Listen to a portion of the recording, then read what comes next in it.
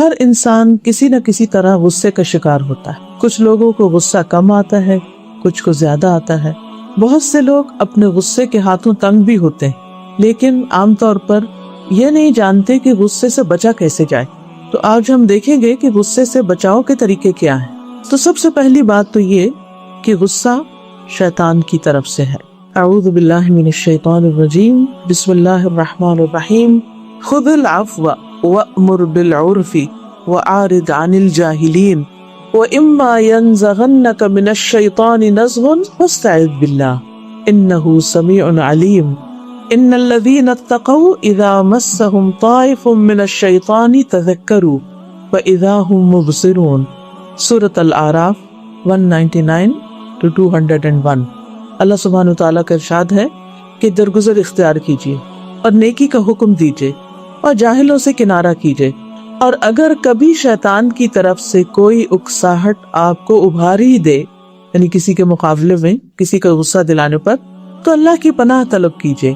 فاستعذ باللہ، بے شک وہ سب کچھ سننے والا، سب کچھ جاننے والا ہے.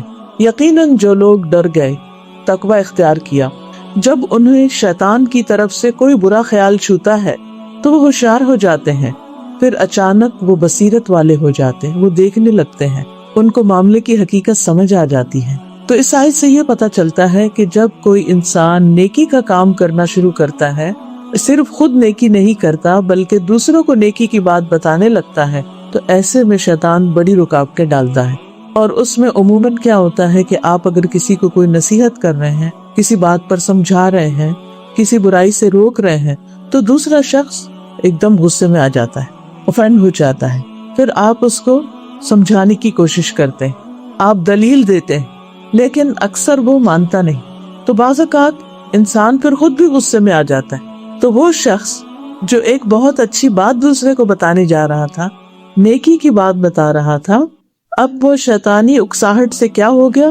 غصے سے لال ہو گیا. اور عموماً ہمارا یہ رویہ ہمارے اپنوں کے ساتھ ہوتا ہے، ہمارے بچوں کے ساتھ، ہمارے گھر والوں کے ساتھ، کیونکہ زیادہ تر ہم انہی کو نیکی کا حکم دے رہے ہوتے ہیں یا کسی برائی سے روک رہے ہوتے ہیں، لیکن وہ مان کے نہیں دیتے. بعض اوقات بحث مباحثہ بھی شروع ہو جاتا ہے. تو ایسی صورت میں انسان پھر کیا کرے؟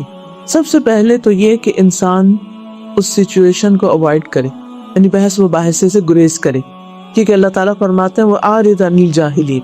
جو لا علم ہے، جو ابھی بات کو سمجھ نہیں رہا، اس کو بس صرف بتانا ہی کافی ہے، اس سے بحث مباحثے کی نہیں ضرورت. لیکن اگر کچھ بات آگے بڑھ ہی جائے اور شیطان انسان کے دل میں کوئی اکساہٹ ڈال دے، تو پھر ایسی صورت میں انسان کو فوراً اللہ کی طرف رجوع کرنا چاہیے. تو غصے سے بچنے کا جو پہلا طریقہ ہے وہ کیا ہے؟ فاستعذ باللہ، اللہ کی پناہ لیجئے، اللہ سے مدد مانگیے. کیونکہ ینزغنک من الشیطان، یہ اکساہٹ، یہ غصے کی کیفیت آئے گی شیطان کی طرف سے. اور جو لوگ اللہ سے ڈرتے ہیں، جن لوگوں کے دل میں تقویٰ ہوتا ہے، جب انہیں کوئی خیال چھو جاتا ہے، یعنی کوئی ایسی بات ان کے دل سے گزر بھی جاتی ہے، تو فوراً وہ ہوش میں آ جاتے ہیں، وہ دیکھنے لگتے ہیں کہ نہیں، میرا تو یہ مقام نہیں کہ میں جاہلوں کے ساتھ سر پھوڑوں، یا جو شخص بدتمیزی کر رہا ہے میں بھی بدتمیزی پر اتر آؤں، یا جو غلط کر رہا ہے میں بھی اس جیسے اخلاق پر آ جاؤں. تو اس لیے انسان فوراً اللہ سے مدد مانگے.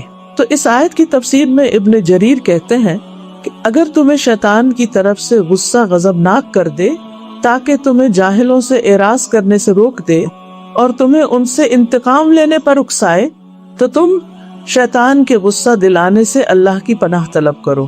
اللہ وہ ذات ہے جو خوب سننے والا ہے، جاننے والا ہے، سمیع علیم ہے، جس سے تم شیطان کے غصہ دلانے سے پناہ مانگتے ہو. وہ اس جہالت کرنے والے کی جہالت کو بھی سن رہا ہے جو تمہارے ساتھ جہالت برت رہا ہے، تمہاری خیرخواہی کے جواب میں تمہارے ساتھ بدتمیزی کر رہا ہے. اور جس چیز سے پناہ مانگنی ہے وہ ہے اس کا غصہ دلانا، یا اس کی مخلوق کے کلام میں سے کسی بھی چیز سے اس سے کوئی بھی چیز پوشیدہ نہیں ہوتی. یعنی اللہ تعالیٰ کو سامنے والے کا حال بھی پتا ہے اور تمہارا حال بھی پتا ہے. وہ جانتا ہے اس چیز کو جو تم سے شیطان کے غصے کو دور کر دے گی، اور مخلوق کے دیگر معاملات کو بھی جانتا ہے. تو یہ اسی کا حکم ہے، یہ علاج اسی نے بتایا ہے کہ جب شیطان کا حملہ ہو تم پر تو اللہ کی طرف رجوع کرو. یہ سب سے بڑا بچاؤ ہے. سب سے بڑا بہترین شیلٹر ہے، کیونکہ شیطان انسان کا دشمن ہے اور وہ انسان کو برائی پر، بد اخلاقی پر اکساتا رہتا ہے اور انسان کے دل میں وسوسے ڈالتا رہتا ہے اور بار بار پلٹ کر آتا ہے۔ اسی لیے ہم دیکھتے کہ سورۃ الناس میں 3 بار اللہ تعالیٰ کی صفات کے ساتھ پناہ مانگنے کی بات کی گئی ہے۔ قل اعوذ برب الناس ملک الناس الہ الناس من شر الوسواس الخناس۔ اس وسواس یعنی بہت زیادہ وسوسہ ڈالنے والے، الخناس جو بار بار پلٹ کے آتا ہے، اس کے شر سے بچنے کے لیے کیا کریں؟ اللہ سے مدد لیں، اللہ کی پناہ لیں، اللہ کو پکاریں۔ الذی یوسوس فی صدور الناس، جس کا کام ہی یہی ہے کہ وہ لوگوں کے دلوں میں وسوسے ڈالتا رہے۔ من الجنۃ والناس، جنوں میں سے بھی انسانوں میں سے، یعنی بعض اوقات تو بیٹھے بیٹھے آپ کو کوئی ایسا خیال آ جاتا ہے، اور بعض اوقات کوئی انسان آپ کے پاس آ کر کسی دوسرے کی برائی شروع کر دیتا ہے، جس کی وجہ سے آپ کے دل میں اس شخص کے خلاف کوئی نیگیٹیوٹی آ جاتی، اور اس کے اوپر شیطان آتا ہے، وہ اس کے دل میں کوئی برا خیال ڈالتا ہے، وہ آ کے آپ سے شیئر کرتا ہے، وہ وائرس آپ کو بھی لگ جاتا ہے۔ تو اس کا حل قرآن میں بارہا یہی بتایا گیا کہ ایسے موقع پر جب انسان کمزور پڑ جائے اور شیطان کی چال میں آ جائے تو پھر وہ اللہ ہی سے مدد مانگے۔ اصل میں شیطان یہ چاہتا ہے کہ وہ بندوں کو آگ کی طرف لے جائے، کیونکہ خود آگ سے بنا، بندوں کے دلوں میں آگ بھڑکاتا ہے، اور وہ چاہتا ہے کہ بندوں کا آخری انجام بھی آگ ہی ہو۔ سورۃ فاطر آیت 6 میں اللہ تعالیٰ فرماتے ہیں ان الشیطان لکم عدو فاتخذوه عدوا انما يدعو حزبه ليكونوا من اصحاب السعیر۔ بے شک شیطان تمہارا دشمن ہے تو اسے دشمن ہی سمجھو، وہ تو اپنے گروہ والوں کو صرف اس لیے بلاتا ہے کہ وہ بھڑکتی آگ والوں میں سے ہو جائیں، یعنی وہ اپنے ساتھیوں کو جو اس کے چال میں آ جاتے ہیں ان کو دعوت دیتا ہے کہ وہ اس کے پھیر میں آ جائیں۔ پھر قرآن مجید سے ہمیں یہ بھی پتہ چلتا ہے کہ شیطان بندوں کے درمیان جھگڑا پیدا کرتا ہے، آپس کے تعلقات خراب کرتا ہے۔ آپ نے دیکھا ہوگا بعض اوقات کہ آپ اپنے کسی کام میں، بڑے اچھے ہی مفید کام میں منہمک ہوتے ہیں، آپ کچھ پڑھ رہے ہوتے ہیں، قرآن ہی پڑھ رہے ہوتے ہیں مثلا، اتنے میں آپ دیکھتے ہیں کہ آپ کا بچہ کوئی ایسا کام کر دیتا ہے کہ جس پر آپ ایک دم غصے میں آ جاتے ہیں۔ اب ہوتا کیا ہے، قرآن آپ کے ہاتھ میں کبھی کھلا ہے اور کبھی آپ تھوڑا بند بھی کر دیتے ہیں لحاظ سے، اور پھر آپ اس کو ڈانٹ ڈپٹ وہیں بیٹھے بیٹھے شروع کر دیتے، اور وہ چھوٹی سی بات اتنی بڑی بن جاتی ہے کہ آپ اپنے مقصد سے بھی ہٹ جاتے ہیں اور گھر میں ایک فساد کی کیفیت پیدا ہو جاتی ہے۔ اس وقت جب آپ کو خیر و بلائی کا کام کر رہے ہیں، اس وقت شیطان آ ٹپکے گا۔ قرآن مجید میں اللہ تعالیٰ فرماتے ہیں سورۃ الاسراء 53 میں وَقُلْ لِعِبَادِي يَقُولُوا الَّتِي هِيَ أَحْسَنُ إِنَّ الشَّيْطَانَ يَنزَغُ بَيْنَهُمْ إِنَّ الشَّيْطَانَ كَانَ لِلْإِنسَانِ عَدُوًّا مُبِينًا۔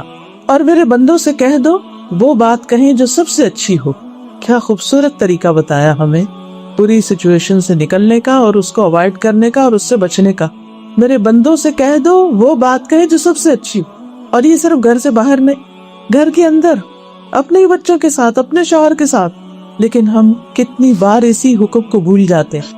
یہ بھی اللہ کا حکم ہے، قرآن کا حکم ہے کہ بات اچھے سے کرنی ہے۔ کیوں اچھے سے کرنی ہے؟ ان الشیطان ینزغ بینہم، کیونکہ شیطان ان کے درمیان جھگڑا ڈالتا ہے۔ ان الشیطان کان للانسان عدوا مبینا، بے شک شیطان ہمیشہ سے انسان کا کھلا دشمن، وہ اپنی دشمنی میں کمی نہیں کرتا، لہٰذا شیطان کو بیچ میں آنے کا موقع ہی نہ دو۔ اپنا طرز عمل درست کر لو، اپنا معاملہ، اپنا بیہیویئر درست کرو۔ تو اللہ سے مدد مانگنے کے ساتھ ساتھ کیا کرو؟ بات اچھے سے کرو۔ ہم نے ایک ہی بات کہنی ہوتی، لیکن اچھے سے کہیں گے تو نتیجہ اچھا نکلے، اور اگر غصے سے کہیں گے اور تکبر سے کہیں گے اور دوسرے کے اوپر دھوس جما کے کہیں گے تو اس سے ہو سکتا ہے کہ کوئی شخص آپ کو بڑا سمجھ کے یا کسی وجہ سے آگے سے نہ بولے، لیکن وہ دل میں ضرور رکھ لے گا۔ کئی دفعہ ایسے بھی ہوتا ہے نا کہ ہم جواب نہیں دے سکتے کسی کو لحاظ کے مارے، لیکن جب بھی کوئی شخص بد اخلاقی کرتا ہے تو کبھی بھی وہ لوگوں کے دل میں اپنی جگہ نہیں بنا سکتا۔ دلوں میں جگہ صرف اچھے اخلاق سے بنتی ہے۔ یہاں پر اللہ سبحانہ وتعالیٰ نے اس کی بتا دی کہ اچھے اخلاق کی کیا ہے؟ اچھی بات کرنا، جب بات کرے اچھے سے بولے۔ اور یہاں پر یہ جو ینزغ کا لفظ آیا ہے قرآن مجید میں، ابن کثیر کہتے ہیں کہ اس کا معنی ہے غصے یا کسی اور سبب سے فساد پیدا کرنا۔ یعنی ینزغ کا معنی کیا ہے؟ غصے کی وجہ سے فساد پیدا کرنا، کیونکہ انسان جب غصے سے بولے گا تو نتیجہ کیا ہوگا؟ فساد ہی ہوگا۔ پھر اسی طرح شیطان دو بندوں کے درمیان دشمنی پیدا کرتا، یعنی جھگڑا بھی کرواتا ہے، وسوسے ڈالتا ہے اور دشمنی پیدا کرتا ہے۔ سورۃ المائدہ 91 میں اللہ تعالیٰ فرماتے ہیں انما یرید الشیطان ان یوقع بینکم العداوۃ والبغضاء، شیطان تو یہی چاہتا ہے کہ تمہارے درمیان دشمنی اور بغض ڈال دے، یعنی تمہارے آپس میں دلوں کے اندر دوریاں آ جائیں، گرج آ جائیں۔ اور یہ وہ کیسے کرتا ہے؟ وہ انسان کو اکساہٹ دلاتا ہے۔ یہ اکساہٹ کیا ہوتی ہے؟ اس کے دل میں آ کے بات ڈالتا ہے، دیکھو دیکھو فلاں نے تمہارے ساتھ کیا کیا، اور جب تک تم اس کو منہ توڑ جواب نہیں دو گی نہیں باز نہیں آئے۔ لہٰذا انسان اپنے سارے اصول، طریقے، ضابطے، اخلاق، ہر چیز بھول کے غلط کام کرنے لگتا ہے۔ تو اس سے یہ پتہ چلتا ہے کہ غصہ دراصل شیطان کی اکساہٹوں میں سے ایک اکساہٹ ہے۔ ایک شخص نے عمر بن عبدالعزیز سے ایسی بات کہی جو انہیں ناگوار گزری، اور یہ تجربہ ہم میں سے ہر روز ہر ایک کو ہوتا ہے کہ کوئی نہ کوئی ایسی بات کر جاتا ہے کہ جو ہمیں چبھ جاتی، اچھی نہیں لگتی، اور کچھ لوگوں سے تو ہمیں ویسے اللہ واسطے کا بیر ہوتا ہے اور پھر جو کہ رکھنا نہیں چاہیے، لیکن وہ کچھ پچھلی سٹوریز ہوتی ہیں، کچھ پچھلی پاس ہسٹری ہوتی ہے کہ جس کی وجہ سے کچھ ٹرسٹ کا لیول کم ہوتا ہے۔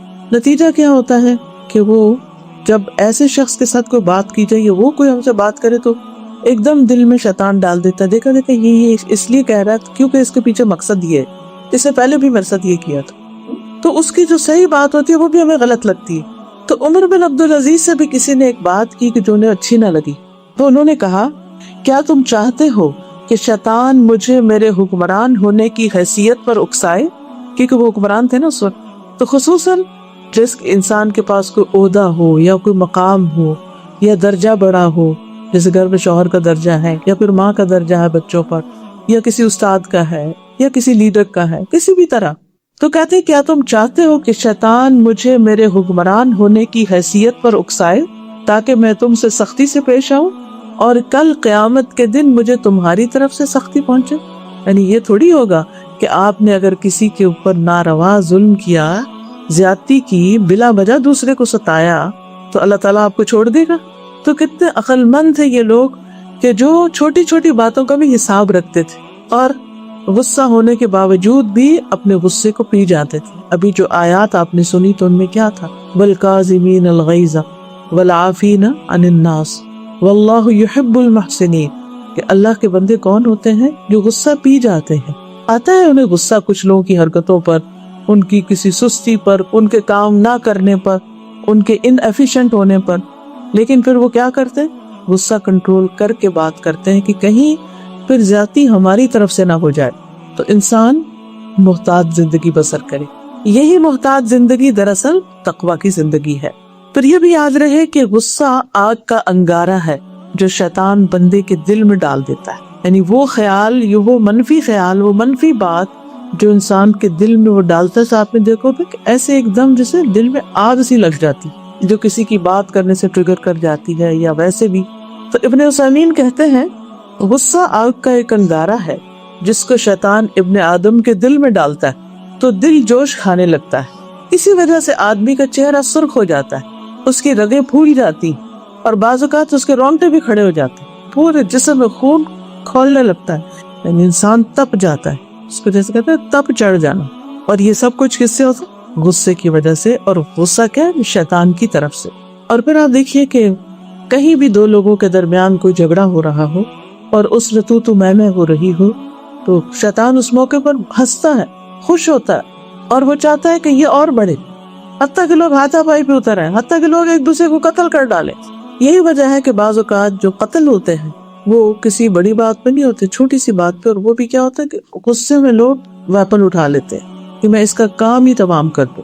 آپ دیکھیے کہ حضرت ابو ہریرہ کہتے ہیں کہ ایک آدمی نے نبی صلی اللہ علیہ وسلم کی موجودگی میں ابو بکر رضی اللہ عنہ کو برا بھلا کہا۔ نبی صلی اللہ علیہ وسلم ابو بکر کے خاموش رہنے پر مسکراتے رہے، لیکن جب وہ آدمی حد سے بڑھ گیا تو ابو بکر رضی اللہ عنہ نے بھی اس کی بات کا جواب دے دیا۔ اس پر نبی صلی اللہ علیہ وسلم ناراضگی کے ساتھ وہاں سے کھڑے ہو گئے۔ ابو بکر رضی اللہ عنہ نے پیچھے جا کر عرض کیا، یا رسول اللہ، جب تک وہ شخص مجھے برا بھلا کہتا رہا آپ بیٹھے رہے، اور جب میں نے اس کی کسی بات کا جواب دیا تو آپ غصے میں آ کر کھڑے ہو گئے۔ نبی صلی اللہ علیہ وسلم نے فرمایا تمہارے ساتھ ایک فرشتہ تھا جو تمہاری طرف سے جواب دے رہا تھا۔ تو یاد رکھیے کہ جب بھی کوئی شخص ہمارے ساتھ زیادتی کر رہا ہو، ہمارے سر پہ چلا رہا ہو اور خواہ مخواہ کی فضول باتیں کر رہا ہو، تو ایسا نہیں کہ اس کو جواب نہیں جا رہا۔ اگر وہ کوئی بد دعا دیتا ہے یا لان تان کرتا ہے کچھ بھی، تو فرشتہ جواب اس کے لیے کر رہا ہوتا ہے۔ اور فرمایا کہ جب تم نے اسے جواب دیا تو درمیان میں شیطان آ گیا، اس لیے میں شیطان کی موجودگی میں بیٹھ نہ سکا، میں وہاں سے اٹھایا۔ تو غصے کے وقت دونوں فریق اگر آپس میں جھگڑ رہے ہوں تو شیطان دونوں طرف ہوتا ہے۔ حضرت انس کہتے ہیں نبی صلی اللہ علیہ وسلم ایسے لوگوں کے پاس سے گزرے جو کشتی کر رہے تھے، ریسلنگ کر رہے تھے۔ آپ نے فرمایا یہ کیا؟ لوگوں نے کہا یہ فلاں پہلوان ہے جو ہر ایک کو گرا دیتا ہے، ہر ایک کو پچاڑ دیتا ہے۔ رسول اللہ صلی اللہ علیہ وسلم نے فرمایا کیا میں تمہیں ایسا شخص نہ بتاؤں جو اس سے بھی زیادہ طاقتور ہے؟ وہ آدمی جس پر کسی شخص نے زیادتی کی اور اس نے اپنے غصے کو پی لیا، بس وہ اس پر غالب آ گیا اور اپنے شیطان پر غالب آ گیا اور اپنے ساتھی کے شیطان پر غالب آ گیا۔ یعنی وہ اس پر غالب آ گیا، اپنے شیطان پر غالب آ گیا، سامنے والے کے شیطان پر غالب آ گیا۔ اتنوں کا مقابلہ اس نے کر لیا، یعنی اس نے تینوں کو پچھاڑ دیا۔ اور ایک روایت میں ہے وہ آدمی جو غصے کے وقت اپنے نفس پر قابو رکھتا ہے وہ ایسا شخص ہوتا ہے، یعنی طاقتور شخص ہوتا ہے، اور اصل میں کامیاب وہی ہے۔ تو بات یہ ہے کہ اگر ہم چاہتے ہیں کہ غصے کے وقت اپنے آپ پر کنٹرول کریں تو پھر اس کا حل یہ ہے کہ اگر آپ کو رپلائی کرنا بھی ہو تو آسان طریقے سے کریں۔ قرآن مجید میں آتا ہے ادفع باللتی ہی احسن السیئۃ نحن اعلم بما یصفون وقل رب اعوذ بک من ہمزات الشیاطین واعوذ بک رب ان یحضرون۔ برائی کو اس طریقے سے ہٹاؤ جو سب سے اچھا، ہم زیادہ جاننے والے ہیں جو کچھ وہ بیان کر رہے ہیں، اور تم کہہ دو اے میرے رب میں شیطان کی اکساہٹوں سے تیری پناہ مانگتا ہوں، اور اے میرے رب اس سے بھی میں تیری پناہ مانگتا ہوں کہ وہ میرے پاس بھی آئیں، میرے پاس بھی پٹکیں۔ تو اللہ سبحانہ تعالیٰ نے اپنے نبی صلی اللہ علیہ وسلم کو اور مومنوں کو حکم دیا ہے کیا کہیں؟ وَقُلْ رَبِّ أَعُوذُ بِكَ مِنْ ہَمَزَاتِ الشَّيَاطِينِ، اللہ میں اس سے بھی تیری پناہ لینا چاہتا ہوں کہ یہ شیطان میرے دل میں آ کے کوئی خیال بھی ڈالے، کیونکہ وہ خیال کیا آگ کا انگارہ، اس کے آتے ہی ہم چاہے کوئی شخص سامنے نہ ہو، اکیلے بھی بعض اوقات ہم بیٹھے ہوتے ہیں نا، تو کوئی ایسی بات کسی کی آ جاتی ہے دل میں، وہ خود بخود ہی کھولنے لگتے ہیں اندر ہی آتا، تو اس سے بھی پناہ مانگنی چاہیے کہ وہ مجھ پہ حاوی نہ ہو، کیونکہ اس کا فائدہ کچھ نہیں۔ اور ہمزات کیا چیزیں ہوتی ہیں؟ غصے کو بھڑکانے والی ایسی چیزیں جن میں انسان اپنے نفس پہ قابو نہیں پا سکتا، تو یہ ہوتی ہیں ہمزات۔ تو ہمزات الشیاطین، شیطانوں کی وہ باتیں، وہ خیال، وہ وسوسے جن کے آنے کے بعد انسان کا ایکشن الٹ ہو جاتا، غلط ہو جاتا ہے۔ شیطان دراصل انسان کو سوچنے سمجھنے سے عاری کرتے، اس کے سوچنے سمجھنے کی صلاحیت ہی چھین لیتا ہے۔ سلیمان بن سرد کہتے ہیں کہ دو آدمیوں نے آپ کے نزدیک گالی گلوچ کی، یعنی آپ کے پاس ہی کھڑے تو آپس میں لڑنے لگے، ہم بھی وہاں پر بیٹھے ہوئے تھے۔ اس وقت ان میں سے ایک دوسرے کو غصے کی حالت میں گالی دے رہا تھا اور اس کا چہرہ بھی سرخ تھا۔ آپ صلی اللہ علیہ وسلم نے فرمایا میں ایسے کلمات جانتا ہوں اگر یہ ان کو ادا کر لیتا تو اس کے یہ غصے کی حالت جاتی رہتی، اور وہ ہے اعوذ باللہ من الشیطان۔ لوگوں نے اس آدمی سے کہا کیا تم سن رہے ہو جو رسول اللہ صلی اللہ علیہ وسلم فرما رہے ہیں؟ تو اس نے کہا میں دیوانہ نہیں، یعنی غصے میں تو پھر انسان نصیحت بھی قبول نہیں کرتا۔ تو ہمیں بہت زیادہ اپنے رویے کا جائزہ لینے کی ضرورت ہے کہ ہم جب غصہ آتا ہے تو کرتے کیا ہیں، اس سے بچاؤ کا طریقہ کیا اختیار کرتے ہیں، ہمزات الشیاطین سے بچاؤ کا طریقہ کیا کرتے ہیں۔ شروع میں بھی یہ بتایا کہ فاستعذ باللہ، اور یہاں بھی کیا بتایا گیا؟ قل رب اعوذ بک من ہمزات الشیاطین واعوذ بک رب ان یحضرون، ان کے حاضر ہونے سے بھی اللہ مجھ کو بچا اور ان کے دور رہ کے میرے دل میں خیال ڈالنے سے بھی بچا۔ پھر شیطان کبھی نہیں چاہتا کہ بندے اللہ سے معافی مانگیں، اور کبھی نہیں چاہتا کہ بندے غلط کام سے باز آئیں، وہ ہمیشہ بندوں کو اکسا کر غلط کام ہی کرواتا ہے۔ آپ دیکھیے کہ موسیٰ علیہ السلام سے ایک قبطی کا قتل ہو گیا تھا، وہ کیسے ہوا تھا؟ جب اس نے، جو ان کی اپنی قوم کا شخص تھا بنی اسرائیلی، اس نے جب دوسرے شخص کے خلاف حضرت موسیٰ کو پکارا تھا تو موسیٰ کو اپنے بندے پر رحم آ گیا، اور دوسرا جو کچھ زیادتی اس کے ساتھ کر رہا تھا وہ اس پر غصے ہوئے اور پھر اس شخص کو مار ڈالا۔ مارا یہ نہیں کہ نیت کر کے مارا، گھونسا لگایا، وہ مر گیا۔ دوسرے دن وہ بندہ پھر آ گیا، تو پہلے دن جب موسیٰ علیہ السلام سے یہ حادثہ ہو گیا کہ وہ مارنا نہیں چاہتے تھے، قتل خطا تھا، یہ قتل ہو گیا، تو کہنے لگے فَوَكَسَ مُوسَى فَقَضَى عَلَيْهِ قَالَ هَذَا مِنْ عَمَلِ الشَّيْطَانِ إِنَّهُ عَدُوٌّ مُضِلٌّ مُبِينٌ۔ موسیٰ نے اسے گھونسا مارا تو اس کا کام تمام کر دیا، کہا یہ شیطان کے کام میں سے ہے، یقیناً وہ کھلم کھلا گمراہ کرنے والا دشمن ہے۔ تو اس سے کیا پتہ چلتا ہے کہ شیطان دراصل غصے کے ذریعے انسان سے بڑے بڑے غلط کام کرانا چاہتا ہے۔ غصہ بذات خود بھی ایک غلط کام ہے، لیکن اس لیے بہت بڑا گناہ ہے کہ جب انسان کو غصہ آتا ہے تو وہ صرف غصہ نہیں ہوتا، بلکہ اس کی وجہ سے انسان اور بہت سے غلط کام کرتا ہے۔ کبھی ناروا بد زبانی کرتا ہے، کبھی تکبر کا شکار ہو کر دوسروں کے اوپر چڑھائی کرتا ہے، کبھی قتل کروا دیتا ہے، کبھی رشتوں کو کٹوا دیتا ہے۔ تو اس کے کنسیکوینسز جو ہیں وہ بہت ہی خطرناک ہے۔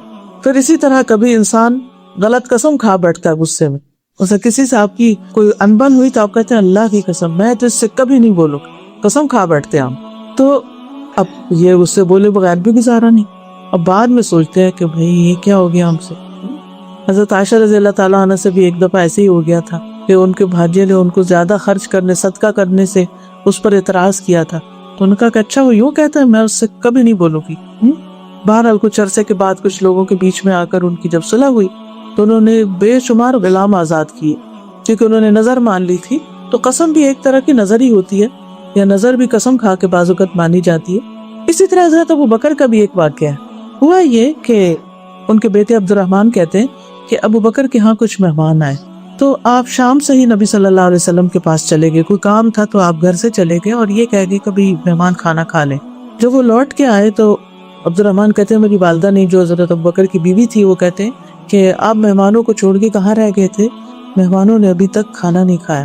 تو آپ نے پوچھا تم نے کھانا نہیں کھلایا؟ انہوں نے کہا کہ ہم نے تو کھانا پیش کیا تھا لیکن انہوں نے انکار کر دیا، ہم نہیں کھاتے۔ یہ سن کر ابو بکر کو غصہ آ گیا، انہوں نے اپنے دکھ کا اظہار کیا اور قسم کھا لی میں بھی کھانا نہیں کھاؤں گا، وہ نہیں کھاتے میں بھی نہیں کھاؤں۔ عبد الرحمن کہتے ہیں میں تو ڈر کے مارے چھپ گیا، اور انہوں نے پکارا کہ اے بے وقوف کدھر گئے ہو؟ تو میری والدہ نے بھی قسم کھا لی میں بھی کھانا نہیں کھاؤں۔ اب آپ دیکھیے ایک شخص غصے سے وہ ڈر کے ادھر جا رہا ہے، وہ کہہ رہی میں کھانا نہیں کھاؤں گی۔ جب مہمانوں کو پتا چلا کہ گھر میں یہ ہو رہا، انہوں نے کہا ہم نے بھی قسم کھا لی ہم نہیں کھاتا، سارے کے سارے غصے میں آ گئے۔ اب کیا ہوا؟ آخر ابو بکر رضی اللہ عنہ نے کہا کہ یہ غصہ کرنا تو شیطانی کام تھا، یہ تو شیطان نے ہم سب کو یعنی کہ ہمارے اوپر ایک ایسا وار کر دیا۔ تو پھر آپ نے کھانا منگوایا اور خود بھی مہمانوں کے ساتھ کھائیں، اور اس کھانے میں پھر اتنی برکت ہوئی، کہتے ہیں کہ جب وہ ایک لقمہ اٹھاتے تو نیچے سے اور کھانا بڑھ جاتا، کھانا ختم ہی نہیں ہو رہا تھا۔ ابو بکر کہتے ہیں اے بنی فراس کی بہن اپنی بیوی کو یہ کیا ہو رہا ہے؟ کھانا تو اور بڑھ گیا ہے۔ انہوں نے کہا میری آنکھوں کی ٹھنڈک، یہ اب اس سے بھی زیادہ ہو گیا۔ جب ہم نے کھانا کھایا بھی نہیں تھا، پھر سب نے کھایا اور اس میں سے نبی صلی اللہ علیہ وسلم کی خدمت میں بھی بھیجا گیا، پھر آپ نے بھی اس میں سے کھایا۔ اور یہ ساری برکت کیوں آئی؟ جب حضرت ابوبکر نے اپنی غلطی مان لی اور غصہ چھوڑ دیا اور اپنی قسم توڑ دی، یہ قسم کا کفارہ بھی ہوتا ہے، قسم توڑ دی اور اس کے بعد کھانا کھا لیا۔ انہوں نے بھی کھا لیا، گھر والوں نے بھی کھا لیا، مہمانوں نے بھی کھا لیا، سارا معاملہ ختم ہو۔ اور اسی لیے کہتے ہیں کہ وہ غصہ اچھا ہوتا ہے کہ جو آنے کے بعد جلدی چلا جائے، انسان فوراً اپنی غلطی کو مان لے، توبہ کر لے، اور اس کے بعد اگر اچھے کام کو نہ کرنے کی قسم کھائی ہو تو اس کو کر لے۔ اچھا بعض اوقات ہم قسم بھی نہیں کھاتے اور ہم کسی کے سامنے بس ایک دعویٰ کرتے تھے کہ آج کے بعد میں یہ نہیں کروں گی، کبھی میں فلاں کو یہ نہیں دوں گی، یا کوئی بھی نیکی کا کام سے ہم رک جاتے ہیں۔ تو اس پر قرآن میں آتا ہے وَلَا تَجْعَلُوا اللَّهَ عُرْضَةً لِأَيْمَانِكُمْ أَن تَبَرُّوا، کہ تم اللہ کے نام کو ڈھال نہیں بناؤ۔ کس بات کی؟ اپنے قسموں کے لیے ڈھال نہیں بناؤ کہ تم نیکی نہیں کرو گے۔ یعنی بعض اوقات انسان نیکی کے کام سے رکنے کی قسم کھا بیٹھتا ہے، تو ایسی قسم جو ہے وہ ناپسندیدہ ہے، اس پر اب کہی ہوئی بات، منہ سے نکلی ہوئی بات واپس کیسے لے؟ تو انا کا مسئلہ بن جاتا ہے۔ تو جو شخص اپنی انا کو پھر ختم کر کے دوبارہ واپس ٹھیک ہو جاتا ہے تو اس کے کاموں میں، معاملوں میں، اس کے گھر میں خیر و برکت آ جاتی ہے۔ یعنی بعض اوقات آپ یہ تو کنٹرول نہیں کر سکتے کہ غصہ آئے ہی نہ، تو آئے گا، لیکن اصل امتحان اس وقت ہوتا ہے کہ جب آ جائے تو اب آگے کیا کرنا ہے، آپ نے اس کو کنٹرول کیسے کرنا ہے، اس معاملے کو سیٹل کیسے کرنا ہے۔ پھر آپ دیکھیں کہ غصہ نہ کرنا جو ہے، یعنی سرے سے نہ کرنا، یہ ایمان والوں کی صفت ہے۔ اور غصہ آنے پر معاف کر دینا اور اس کو پی جانا، یہ محسنین کی صفت ہے۔ قرآن مجید میں اللہ تعالیٰ فرماتے ہیں والذین یجتنبون کبائر الاثم والفواحش واذا ما غضبوا هم یغفرون، وہ لوگ یعنی جو ایمان والے ہیں وہ بڑے بڑے گناہوں اور بے حیائی کی باتوں سے پرہیز کرتے ہیں، گالی گلوچ وغیرہ سے، فحش باتوں سے پرہیز کرتے ہیں، اور جب بھی وہ غضبناک ہوتے ہیں تو وہ معاف کر دیتے ہیں، غصہ آتا ہے تو معاف کر دیتے ہیں۔ نبی صلی اللہ علیہ وسلم نے ایک شخص کو یہ وصیت کی تھی اور بار بار اس کو کہا تھا لا تغضب لا تغضب لا تغضب، غصہ نہ کرو غصہ نہ کرو غصہ نہ کرو، کیونکہ اس نے کہا تھا کہ آپ مجھے کوئی نصیحت کریں، تو اس موقع پر آپ نے اس کو 3 دفعہ ایک ہی نصیحت کی۔ ہو سکتا ہے وہ شخص بہت غصے والا۔ احنف بن قیس کہتے ہیں ایک مرتبہ ان کے چچا رسول اللہ صلی اللہ علیہ وسلم کے پاس آئے اور عرض کیا مجھے کوئی ایسی بات بتائیے جو مجھے فائدہ دے اور مختصر بھی ہو کہ میں یاد رکھ سکوں۔ آپ نے فرمایا غصہ نہ کیا کرو۔ انہوں نے کہا اچھا کچھ اور فرمائیے۔ آپ نے فرمایا غصہ نہ۔ وہ کہتے ہیں جتنی دفعہ انہوں نے کہا کہ مجھے کوئی نصیحت کیجیے، آپ نے ایک ہی نصیحت بار بار کی، غصہ نہ کرو، کیونکہ غصہ ہر شر کو جمع کرنے والا ہے۔ غصے سے بہت سا شر اکٹھا ہو جاتا ہے۔ نبی صلی اللہ علیہ وسلم کے ایک صحابی روایت کرتے ہیں کہ ایک آدمی نے عرض کیا یا رسول اللہ صلی اللہ علیہ وسلم مجھے کوئی نصیحت فرمائیے۔ آپ نے فرمایا غصہ نہ کیا کرو۔ وہ شخص کہتا ہے میں نے نبی صلی اللہ علیہ وسلم کے اس فرمان پر غور کیا تو مجھے معلوم ہوا کہ غصہ ہر قسم کے شر کو جمع کر دیتا ہے، یعنی ساری برائیاں اکٹھی ہو جاتی ہیں وہاں۔ اس لیے جو لوگ غصہ چھوڑ دیتے ہیں، یعنی یا تو کرتے ہی نہیں، یا کم کر لیتے ہیں، یا اس پہ قابو پا لیتے ہیں، یا اس کا اظہار نہیں کرتے، یا اگر کر بیٹھے تو معاف کر دیتے ہیں، تو ان کا انجام کیا، ان کا ریوارڈ کیا ہے؟ کیونکہ اگر ہمیں ریوارڈ کا پتہ ہوگا تو ہمارے لیے اس پر عمل کرنا آسان ہوگا کہ ہم ایک چیز چھوڑ رہے ہیں تو پھر ہمیں ملے گا کیا۔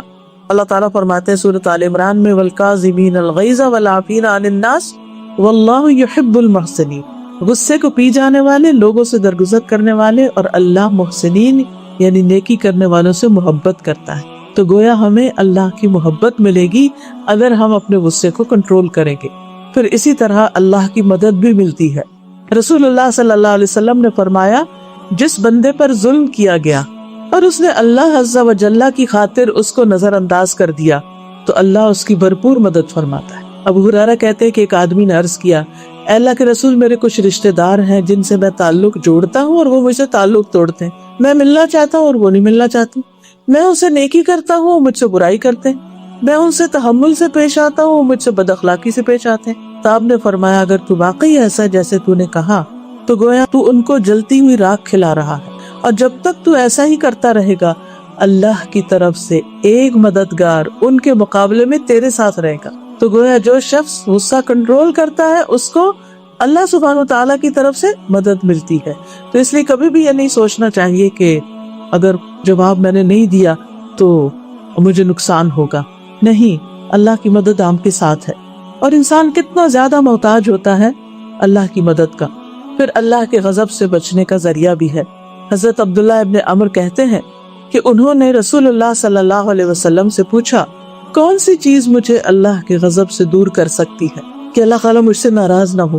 ہم میں سے ہر ایک کو فکر ہوتی ہے نا کہ اللہ تعالیٰ مجھ سے ناراض نہ ہو۔ انہوں نے پوچھا کہ کون سی چیز اللہ کی ناراضگی سے بچائے گی، تو آپ نے فرمایا غصہ نہ کیا کرو۔ تو جو دوسروں پر ناراض نہیں ہوتا اللہ سبحانہ و تعالیٰ بھی اس پر ناراض نہیں ہوتا، اور جو دوسروں پر خواہ غضبناک ہوئے چلے جا رہا ہے تو پھر تیار رہے کہ پھر رب کریم بھی اس سے ناراض ہو۔ پھر یاد رکھیے کہ غصہ نہ کرنا باہمت لوگوں کی صفت ہے۔ وَلَمَنْ صَبَرَ وَغَفَرَ إِنَّ ذَلِكَ لَمِنْ عَزْمِ الْأُمُورِ، جس نے صبر کیا اور معاف کر دیا تو بے شک یہ بڑے ہمت والے کاموں میں سے ہے۔ اللہ سبحانہ وتعالیٰ اس شخص کو پسند کرتے ہیں اور ان صفات کو پسند کرتے ہیں جو کسی کے اندر تحمل اور بردباری کی شکل میں ہو اور جلد بازی نہ ہو۔ رسول اللہ صلی اللہ علیہ وسلم نے قبیلہ عبد القیس کے سردار اشج سے فرمایا تھا کہ تمہارے اندر 2 خصلتیں ایسی ہیں جنہیں اللہ تعالیٰ پسند کرتا ہے، بردباری اور تحمل مزاجی، یعنی دوسرے کی بات سن کے برداشت کر لینا اور ٹھہر کے کام کا انات ہے دوسری، یعنی تحمل، بردباری اور ٹھہر کے کام کرنا، جلد بازی سے پرہیز کرنا۔ جب انسان جلد بازی سے پرہیز کرتا ہے تو پھر اس کے اندر حقیقی معنوں میں حلم آتا ہے، بردباری آتی ہے، اور جب انسان کسی کی بات سن کے سہ لیتا ہے تو یہی دراصل برداشت ہے۔ تو یہ صفات اللہ تعالیٰ کو بہت پسند ہے جس انسان کے اندر ہو۔ پھر یہ گناہوں کی معافی کا ذریعہ بھی ہے، یعنی غصے پہ کنٹرول کرنا۔ عبادہ بن صامت کہتے ہیں میں نے رسول اللہ صلی اللہ علیہ وسلم کو یہ فرماتے ہوئے سنا کہ جس شخص کے جسم پر کوئی زخم لگ جائے اور وہ اس کو معاف کر دے تو اس معافی کی مناسبت سے اللہ اس کے گناہوں کو معاف کر دیتے ہیں۔ یہ کیسے؟ زخم جو لگ جائے، مثلا کسی شخص سے کوئی چیز چھٹ گئی، آپ کو آ لگی، کسی نے کچھ پھینکا ہوا تھا وہ آپ کو چپ گیا، زخم لگ گیا، کوئی سامنے سے آ رہا تھا آپ ایک دم پیچھے ہٹے، پیچھے کوئی ایسی چیز تھی جس سے آپ ٹکرا کے چوٹ کھا گئے، ایسے انسان کو بڑا غصہ آتا ہے، کبھی کوئی پش کر دیتا اور آپ جا لگتے ہیں کسی چیز پہ، تو اس وقت انسان کہتا ہے کہ اب تو میں اس کو چھوڑوں گا نہیں جب تک میں اس کو بھی وہیں دھکیل کے نہ رہوں۔ لیکن جو شخص اس وقت اپنے آپ پہ کنٹرول کر لیتا اور معاف کر دیتا ہے تو ایسے شخص کی گناہ بھی معاف ہو جاتے ہیں، کس درجے کے؟ جس درجے کی معافی دیتا وہ۔ پھر غصے سے پرہیز، غصے سے بچاؤ نجات کا ذریعہ ہے۔ رسول اللہ صلی اللہ علیہ وسلم نے فرمایا 3 چیزیں نجات دینے والی ہیں، یعنی جہنم کی آگ سے، اللہ کی ناراضگی سے۔ نمبر 1 چھپے اور ظاہر میں اللہ سے ڈرنا، نمبر 2 رضامندی اور غصے میں اعتدال، اور فقیری اور غنا میں میانہ روی اختیار کرنا۔ پھر اسی طرح جو شخص غصے سے پرہیز کرتا ہے، غصے کو کنٹرول کر لیتا ہے، اللہ سبحانہ وتعالیٰ اس کی خامیوں پہ پردہ ڈال دیتے ہیں، اس کے عیب چھپا دیتے ہیں۔ رسول اللہ صلی اللہ علیہ وسلم نے فرمایا جس نے اپنے غضب کو روک لیا اللہ تعالیٰ اس کی خامیوں پر پردہ ڈال دے گا۔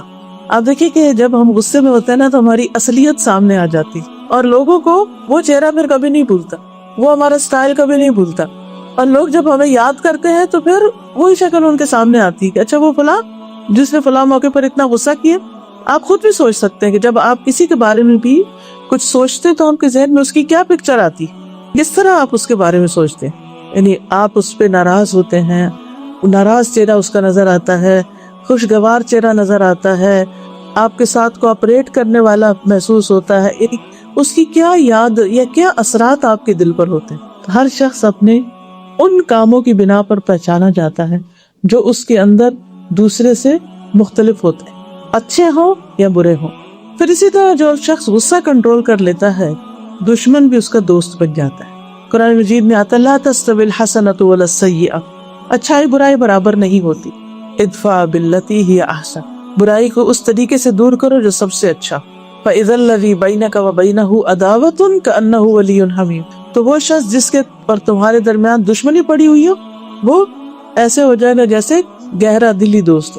وما یلقاها الا الذین صبروا وما یلقاها الا ذو حظ عظیم، یہ چیز نہیں دی جاتی مگر انہیں جو صبر کرتے ہیں، اور یہ چیز نہیں دی جاتی مگر اس کو جو بڑے نصیب والا ہو۔ تو ادفع باللتی ہی احسن کا مطلب کیا ہے؟ غصے کے وقت صبر کر لینا، برائی کو معاف کر دینا، اور جب لوگ برا اخلاق اختیار کریں تو اس وقت جواباً اچھا اخلاق اختیار کرنا۔ تو ایسے لوگوں کو اللہ تعالیٰ بھی ہر آفت سے بچا لے گا اور ان کے دشمن بھی عاجز ہو کر ان کے دلی دوست بن جائیں گے۔ ایسے شخص کا اجر اللہ کے ذمہ ہوتا ہے جو اپنے غصے کو کنٹرول کر لیتا ہے، دنیا میں بھی اجر ملتا ہے اور آخرت میں بھی۔ قرآن پاک میں اللہ تعالیٰ فرماتے ہیں وَجَزَاءُ سَيِّئَةٍ سَيِّئَةٌ مِثْلُهَا فَمَنْ عَفَا وَأَصْلَحَ فَأَجْرُهُ عَلَى اللَّهِ إِنَّهُ لَا يُحِبُّ الظَّالِمِينَ، برائی کا بدلہ اسی جیسی برائی سے بھی ہو سکتا ہے، لیکن جو معاف کر دے اور اصلاح کر لے تو اس کا اجر اللہ پر ہے، بے شک اللہ ظلم کرنے والوں کو پسند نہیں کرتا۔ پھر آپ دیکھیے کہ قیامت کے دن بھی ایسے شخص کو اللہ تعالیٰ بہترین اجر عطا کرے گا۔ رسول اللہ صلی اللہ علیہ وسلم نے فرمایا جو آدمی اپنے غصے کو نافذ کرنے کے باوجود پی گیا تو اللہ تعالیٰ قیامت کے دن اس کے دل کو امیدوں سے بھر دے گا، یعنی وہاں اس کا خوف دور ہو جائے گا۔ جنت میں داخلے کا ذریعہ ہے غصے پر کنٹرول کرنا۔ ایک شخص نے رسول اللہ صلی اللہ علیہ وسلم سے کہا میری کسی ایسے عمل کی طرف رہنمائی کرے جو مجھے جنت میں لے جائے، کیونکہ ان لوگوں کو جنت کا یقین بھی تھا اور شوق بھی تھا۔ کوئی ایسا کام بتائیے کہ میں جنت میں پہنچ جاؤں۔ تو آپ نے فرمایا غصہ نہ کرو، تمہارے لیے جنت ہے، لا تغضب ولک الجنہ۔ کتنی بڑی بات۔ اب دیکھیے کہ غصے کی 3 اقسام ہوتی، ایک وہ غصہ جو کرنا ہی چاہیے، دوسرا وہ جو مباح ہے، اور تیسرا جو ناپسندیدہ ہے۔ اب یہ پہلی قسم کا غصہ وہ ہے جو اللہ کی خاطر، جب اللہ کی کوئی حد ٹوٹ رہی تو انسان کے دل میں اگر کوئی چیز جوش مانتی ہے کہ یہ کیا ہو رہا ہے، اللہ کی نافرمانی ہو رہی ہے، یا آپ کسی شخص کو انتہائی قبیح حرام ناجائز کام کرتے دیکھتے ہیں تو آپ ایک دم غصے میں آ جاتے کہ یہ کیا کر رہا ہے، چاہے کوئی جاننے والا ہو یا نہ جاننے والا ہو۔ تو ایسی صورت میں انسان دوسرے کو، یعنی غصہ اصل میں کیا، پھر وہ اس کو ایسی انرجی دیتا ہے کہ انسان کچھ جا کے کر لیتا ہے. اس کو کیا چاہیے کہ وہ اس شخص کو سمجھائے, اس کو بتائے. اب جو شخص ایسا غصہ کرے گا اور سمجھانے میں تھوڑا فارم بھی ہوگا, اس کے مطلب نہیں کہ بد اخلاقی برتنا شروع کر, تو ایسا شخص جو ہے وہ دراصل صاحب ایمان شخص ہے, کیونکہ ایسا شخص ہی اپنے ایمان کو مضبوط کرتا ہے. رسول اللہ صلی اللہ علیہ وسلم نے کبھی کسی سے اپنی ذات کے لیے بدلہ نہیں لیا تھا. ہاں, جب اللہ کی کوئی حد قائم کرنے کو پامال کیا جاتا تو پھر آپ اللہ کے لیے اس سے بدلہ لیتے تھے. پھر اسی طرح جن چیزوں سے روکا گیا ہے ان کے کرنے پر اگر کسی کو غصہ آئے تو وہ بھی بجا ہے. ابو ہریرہ کہتے ہیں کہ ایک دفعہ رسول اللہ صلی اللہ علیہ وسلم تشریف لائے تو ہم تقدیر پر بحث کر رہے تھے, تقدیر کے ایشو پر. رسول اللہ صلی اللہ علیہ وسلم غصے میں آ گئے, یہاں تک کہ آپ کا چہرہ مبارک سرخ ہو گیا, گویا کہ آپ کے چہرے پر اناروں کے دانوں کا عرق نچوڑ دیا گیا. پھر آپ نے فرمایا, کیا تم لوگوں کو اس چیز کا حکم دیا گیا؟ کیا میں اس لیے بھیجا گیا ہوں؟ یقیناً تم لوگوں سے پہلے کی قوم میں اس مسئلے میں بحث مباحثہ کرنے کی وجہ سے ہلاک ہوئی. میں تم لوگوں کو قسم دیتا ہوں کہ آئندہ اس مسئلے میں بحث اور تکرار نہ کرنا, کیونکہ اس کا کوئی نتیجہ نہیں. کچھ چیزوں کا علم اللہ نے بندوں کو لمیٹڈ ہی دیا ہے, وہ مسائل بندے نہیں حل کر سکتے. تقدیر کا مسئلہ بھی اسی میں سے, بس اس پر ایمان رکھنا ہمارا کام ہے. تو بہرحال یہاں قصہ کیا ہے کہ نبی صلی اللہ علیہ وسلم نے ایسے لوگوں پر غصہ کیا, اور غصہ کیسے کیا, آپ کا چہرہ سرخ ہو گیا, اور پھر اس کے بعد آپ نے پراپر انداز میں جا کے نصیحت کی. غصے کی حالت میں ڈانٹ ڈپٹ اور چیخنا چلانا یہ تو کسی صورت بھی قابل قبول نہیں. پھر اسی طرح اگر کوئی شخص لوگوں کو دین سے متنفر کر رہا ہے یا کوئی غلط ایسا کام کر رہا ہے تو اس کو بھی سمجھانے میں اگر انسان فرم ہے تو کوئی حرج نہیں. ایک ابو مسعود تھے, ان سے روایت ہے کہ ایک شخص نے کہا, یا رسول اللہ, میں فجر کی نماز میں تاخیر کر کے اس لیے شریک ہوتا ہوں کہ فلاں شخص جو ہے وہ نماز بہت لمبی پڑھاتے ہیں. اس پر آپ اتنا غصے میں ہوئے کہ میں نے نصیحت کے وقت اس دن سے زیادہ غضبناک آپ کو کبھی نہیں دیکھا.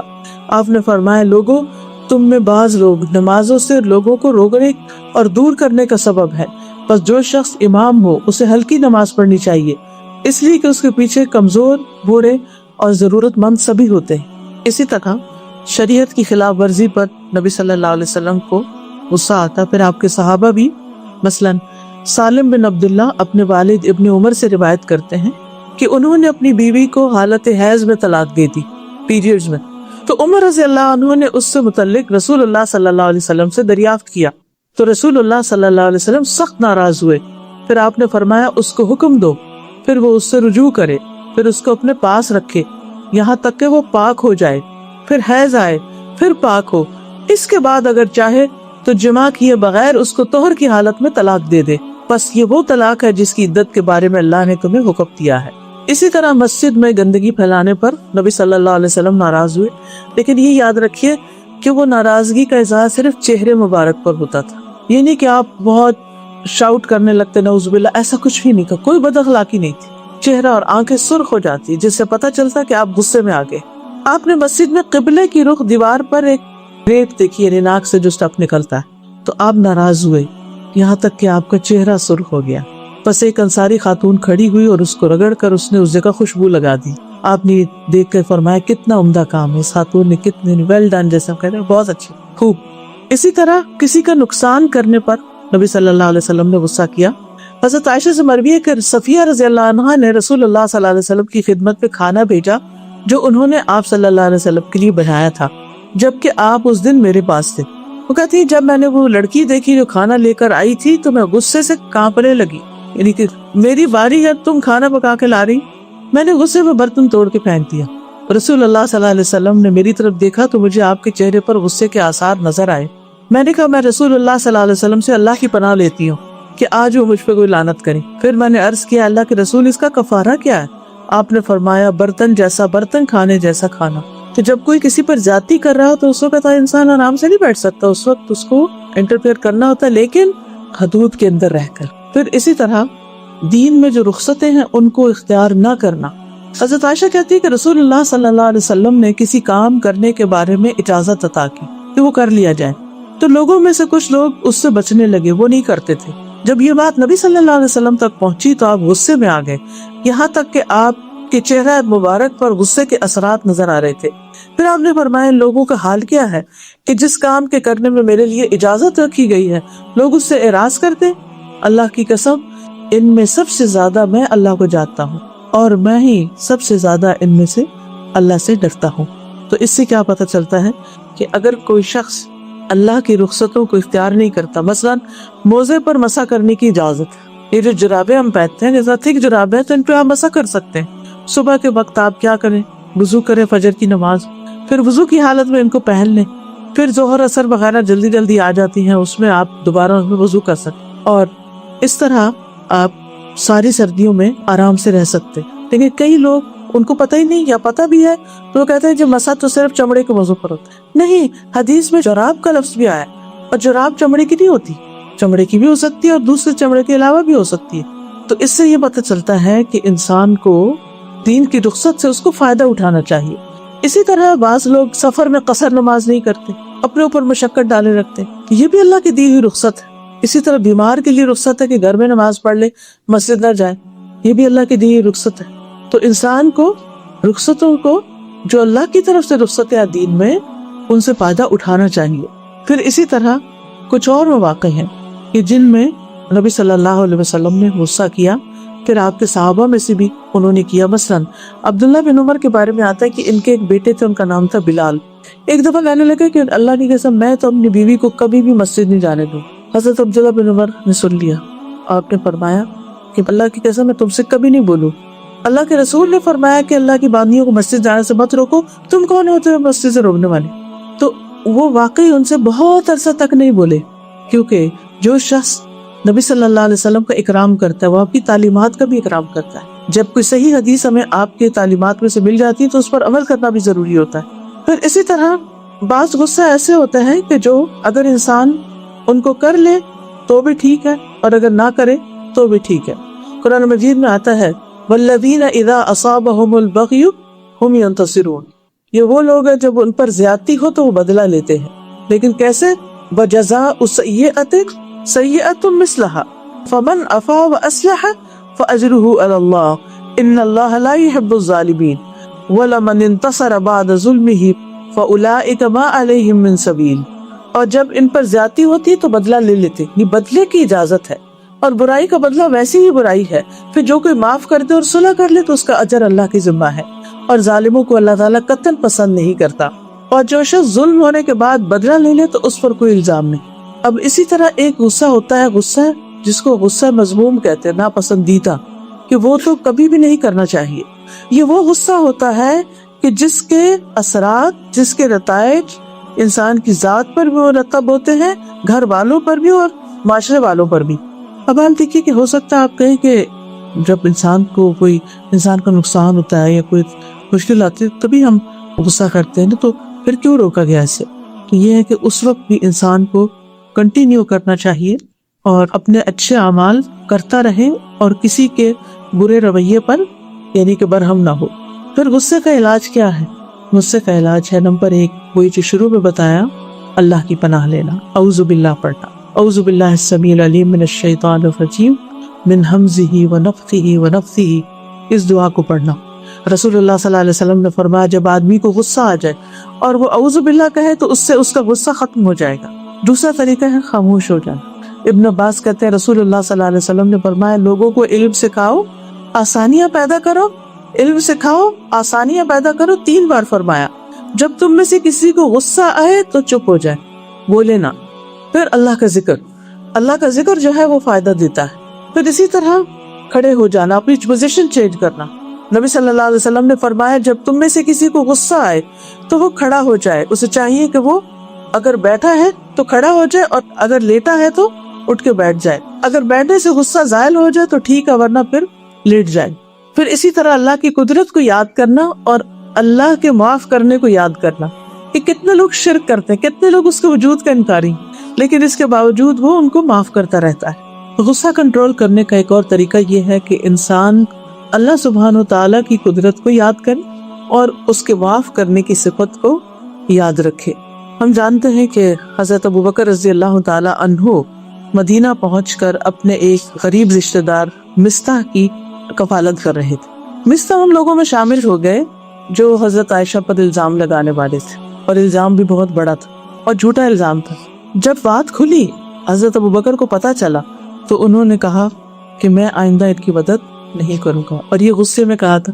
تو اس پر اللہ سبحانہ وتعالیٰ نے آیت نازل فرمائی وَلَا يَأْتَلِ أُولُو الْفَضْلِ مِنْكُمْ وَالسَّعَةِ أَنْ يُؤْتُوا أُولِي الْقُرْبَى وَالْمَسَاكِينَ وَالْمُهَاجِرِينَ فِي سَبِيلِ اللَّهِ وَلْيَعْفُوا وَلْيَصْفَحُوا أَلَا تُحِبُّونَ أَنْ يَغْفِرَ اللَّهُ لَكُمْ وَاللَّهُ غَفُورٌ رَحِيمٌ. اور تم میں سے فضیلت اور وسعت والے اس بات کی قسم نہ کھائیں کہ قرابت داروں، رشتہ داروں، مسکینوں اور اللہ کی راہ میں ہجرت کرنے والوں کو دیں، یعنی اس کے نہ دینے کی قسم نہ کھائیں. لازم ہے کہ معاف کر دیں اور درگزر کریں. کیا تم نہیں پسند کرتے کہ اللہ تعالیٰ تمہیں معاف کر دے؟ الا تحبون ان یغفر اللہ لکم واللہ غفور رحیم.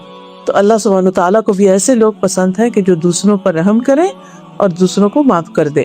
پھر قیامت کے دن کی سزا کو سوچے انسان، کیونکہ انسان غصے میں آ کے بعض اوقات انسانوں اور بعض اوقات جانوروں کے ساتھ بھی زیادتی کر رہا ہے. ابو لیلہ کہتے ہیں کہ سلمان رضی اللہ عنہ سفر کو نکلے، جب وہ جانور کو چارہ دیتے تو ہودے سے گرتا رہتا، یعنی وہ اس میں سے تھوڑا تھوڑا نکل جاتا. اس پر انہوں نے اپنے خادم سے کہا اگر مجھے اس کا ڈر نہ ہوتا کہ قصاص واجب ہوگا تو میں تجھے بھی اسی طرح دکھ پہنچاتا. تو انسان کسی کے ساتھ بھی جب کوئی زیادتی کرنے لگے تو سوچے کہ جتنی قدرت مجھے اس پر ہے اس سے زیادہ قدرت اور طاقت اللہ کی ہے اور وہ مجھے پکڑ سکتا ہے. آج یہ سامنے کا شخص مجھے کچھ جواب نہیں دے پا رہا، بدلہ نہیں لے پا رہا، لیکن کل قیامت کے دن کیا ہوگا؟ ایک ایک چیز کا بدلہ لیا گیا، حتیٰ کہ جانوروں کے درمیان بھی جو ظلم اور ناانصافیاں ہوگی ان کا بھی بدلہ لیا جائے گا. پھر یہ ہے کہ اللہ سبحانہ تعالیٰ سے بردباری کی دعا کرنی چاہیے کہ اللہ مجھے حلم دے، غصے کو کنٹرول کرنے کی توفیق دے. ابو ہریرہ کہتے ہیں کہ رسول اللہ صلی اللہ علیہ وسلم نے فرمایا علم سیکھنے سے آتا ہے، حلم اپنانے سے آتا ہے. جو خیر چاہتا ہے وہ خیر دے دیا جاتا ہے، یعنی جو یہ ارادہ کر لے گا، یہ چاہے گا کہ میں غصہ نہ کروں، اللہ تعالیٰ اس کو یہ کنٹرول دے دے گا. اور جو شر سے بچنا چاہتا ہے وہ بچا لیا جاتا ہے. پھر اسی طرح ایک اور تدبیر یہ کہ انسان انبیاء کے صبر کو یاد کرے کہ ان کی قوموں نے کیسے کیسے دکھ پہنچائے ان کو. نبی صلی اللہ علیہ وسلم پر ایک مرتبہ مال کی تقسیم کے بارے میں الزام لگا کہ آپ نے انصاف نہیں کیا. آپ کو غصہ آ گیا، آپ کا چہرہ سرخ ہو گیا، لیکن آپ نے کیا کہا؟ غصے میں صرف اتنا کہا اللہ سبحانہ وتعالیٰ موسیٰ علیہ السلام پر رحم فرمائے، ان کو تو اس سے بھی زیادہ اذیت دی گئی اور انہوں نے صبر کیا. یعنی خود صبر کرنے کے لیے موسیٰ علیہ السلام کی مثال یاد کی. تو جب ہم یہ یاد رکھیں گے نا کہ پیغمبروں کو تو اس سے بڑی بڑی اذیتیں دی گئی تھی اور اس سے بھی زیادہ ستایا گیا تھا، غصہ دلایا گیا تھا، لیکن انہوں نے معاف کر دیا، صبر کیا، تو اس کو سامنے رکھتے ہوئے بھی ایک موٹیویشن ملی کہ صبر آ جائے گا. تو جو بات ہم نے اب تک سیکھی وہ کیا ہے کہ غصہ تو آئے گا لیکن ہمیں کیا کرنا ہے؟ اس کو کنٹرول کرنا ہے اور پھر خاموش ہو جانا ہے، اللہ کی پناہ لینا، دوسرے لوگ بھی مثال یاد کرنا. پھر یہ کہ زیادہ سے زیادہ چہرے سے اظہار کرنا ہے، زبان نہ کھلے. نبی صلی اللہ علیہ وسلم جب غصے میں آتے تو آپ کے رخسار سرخ ہو جاتے، چہرہ سرخ ہو جاتا. دوسرے کو معاف کر دینا ہے کیونکہ اللہ تعالیٰ معاف کرنے والوں سے محبت رکھتا ہے. حضرت علی رضی اللہ تعالیٰ عنہ کہتے کہ نبی صلی اللہ علیہ وسلم کے تلوار کے دستے پہ لکھا ہوا تھا جو تم پر ظلم کرے اس سے درگزر کرو، رشتہ توڑنے والے سے رشتہ جوڑو، جو تمہارے ساتھ برا کرے تم اس کے ساتھ احسان کرو اور حق بات کرو اگرچہ اپنے خلاف. اچھا یہ جو بات ہے نا، جو تمہارے ساتھ برا کرے اس کے ساتھ اچھا کرو، تو اس سے آپ دیکھیے کہ آپ سچویشن کنٹرول کر لیں گے اور بیڈ فیلنگز ختم ہو جائیں گی، معاملہ آگے نہیں بڑھے گا. ورنہ ہوتا کہ جب آپ غصے میں آتے تو پہلے آپ کو ٹھنڈا ہونے میں ٹائم لگتا ہے، پھر اس کے بعد اس کیفیت سے نکلنے میں ٹائم لگتا ہے، پھر آپ کوئی اور اچھا کام جب جا کے کر سکتے ہیں، ریگریٹس الگ ہوتی ہیں، نیکیوں میں پیچھے ہٹنا شروع ہو جاتے ہیں. تو اس کا حل پھر کیا ہے کہ انسان اسی وقت معاملے کو سنبھالے، برائی کی جگہ اچھائی کر دے. جو شخص معاف کر دیتا ہے اللہ اس کی عزت میں اضافہ فرماتا ہے. یہ مسلم احمد کی روایت ہے. اللہ کے نیک بندے جب ظالم پہ قدرت حاصل کر لیتے تو معاف کر دیا کرتے. اور پھر یہ ہے کہ کثرت سے معاف کرنا چاہیے. ایک شخص سے آگے پوچھا نبی صلی اللہ علیہ وسلم سے میں اپنے غلام کو دن میں کتنی بار معاف کروں؟ تو آپ نے فرمایا 70 بار. اسی طرح دوسرے کی بدسلوکی کا جواب صرف مسکراہٹ سے دے، اونلی اسمائل. اور اس کا کہاں سے ہمیں پتہ چلتا؟ نبی صلی اللہ علیہ وسلم کے گلے میں ایک بدو نے آ کے چادر ڈالی، کھینچنے لگا تو آپ اس کو دیکھ کے مسکرانے لگی، غصے میں کچھ نہیں کہا. پھر اسی طرح اگر کوئی سخت بات کر رہا ہو، سخت طریقے سے بول رہا ہو، تو اس وقت جواباً حلم کا مظاہرہ کرنا. پھر حق بات ہی کہنا چاہے غصے میں ہو انسان.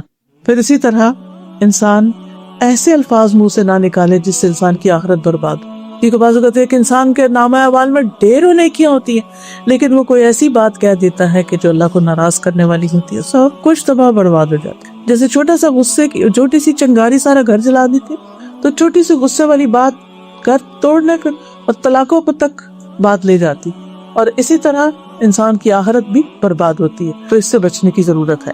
پھر برائی کا جواب بھلائی سے دینا، جواب دینے میں محتاط رویہ اختیار کرنا، سوچے سمجھے نپے تلے لفظ بولنا، خصوصاً سینسیٹیو لوگوں کے ساتھ کہ جو آپ کی چھوٹی سی بات کو بھی کچھ سے کچھ بنا کر ناراض ہو بیٹھیں گے آپ سے، اور ایسے لوگ آپ کو پتا ہوتا ہے کہ وہ آپ کے ہسبینڈ ہو سکتے ہیں، آپ کا کوئی بچہ ہو سکتا ہے، بس ذرا مزاج کے خلاف بات ہوئی نہیں تو بس آپ سے باہر ہو گئے، تو پھر کوشش کریں کہ اس موقع پر وہ بات نہ ہی کی جائے، خاموشی اختیار کر لی جائے۔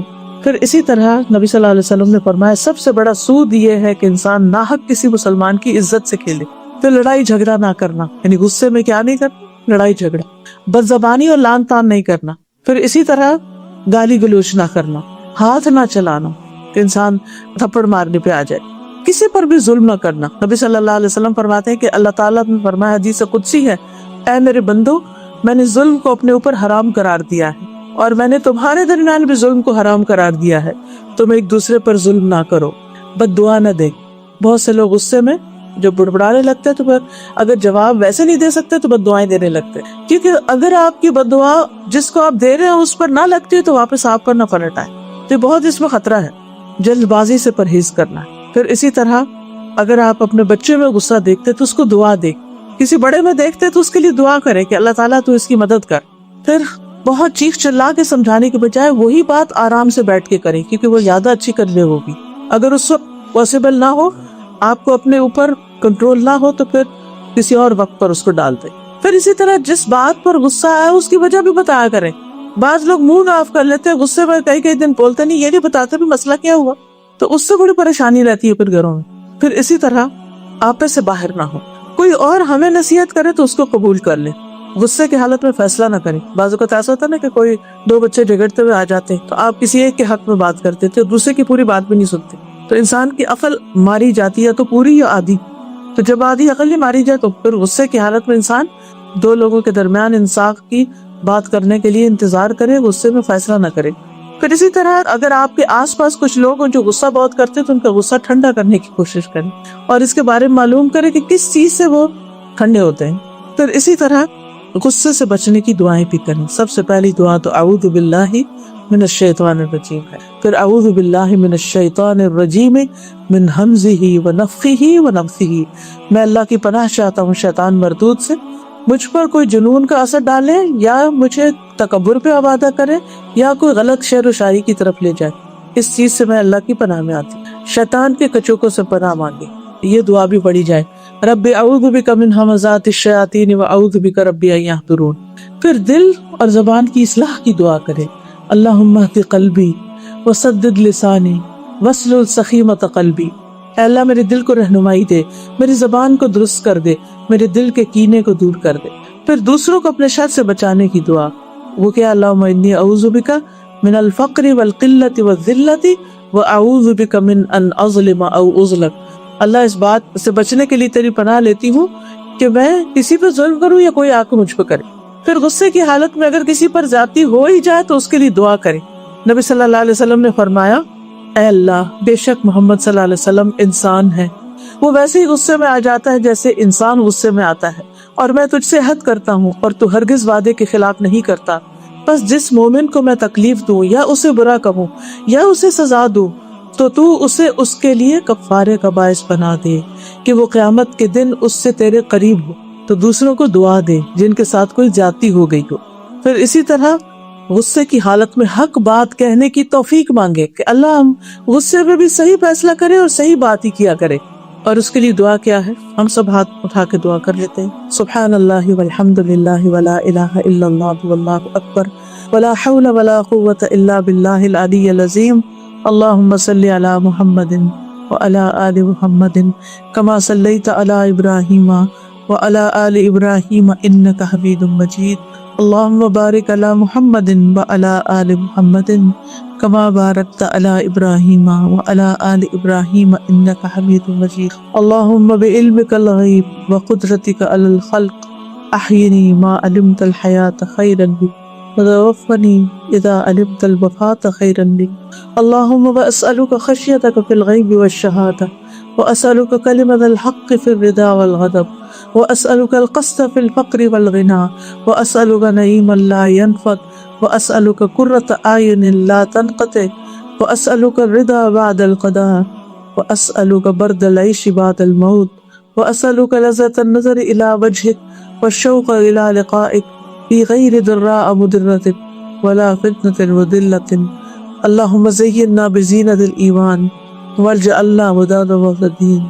یا رب العالمین، تو ہمارے ایمان میں اضافہ فرما اور ہمیں ہدایت یافتہ لوگوں میں شامل کر دے، ان میں شامل کرتے جن سے تو راضی ہو گیا۔ یا اللہ، ہم نے جو کچھ سنا اور پڑھا ہمارے عمل اور اخلاق میں اس کو پیدا کر دے۔ یا رب العالمین، ہم سب کے بچوں کو ہدایت، ہمارے گھروں میں سکون پیدا کر، اور ایک دوسرے سے بد اخلاقی سے اور بدتمیزی سے بات کرنا اور پیش آنا ہم سب سے دور کر دے۔ ربنا تقبل منا انك انت السميع العليم وتب علينا انك انت التواب الرحيم، وصلی اللہ تعالی علی خیر خلقہ محمد وعلی آلہ واصحابہ واہل بیتہ اجمعین برحمتک یا ارحم الراحمین۔